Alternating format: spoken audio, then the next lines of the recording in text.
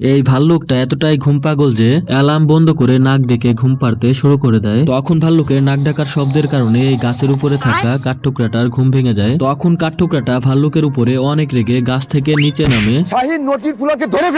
এরপর ভাল্লুককে গালি দেওয়ার পর বেল বাজিয়ে ভাল্লুককে ঘুম ভাঙাতে শুরু করে দেয়।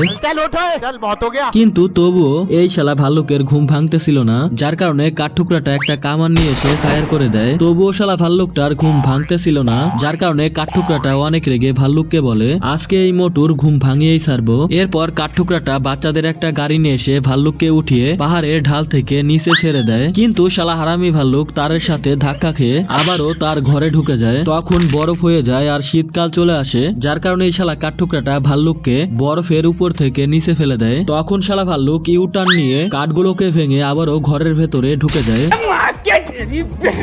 এরপর কাঠঠোকরাটা ভাল্লুকের পায়ে স্কেটিং শু লাগিয়ে দেয়। এরপর বরফের উপরে ছেড়ে দেয়। তখন এই শালা ভাল্লুক আবারও নাক ডেকে ডেকে ঘুমিয়ে ঘরের ভেতরে চলে যায়।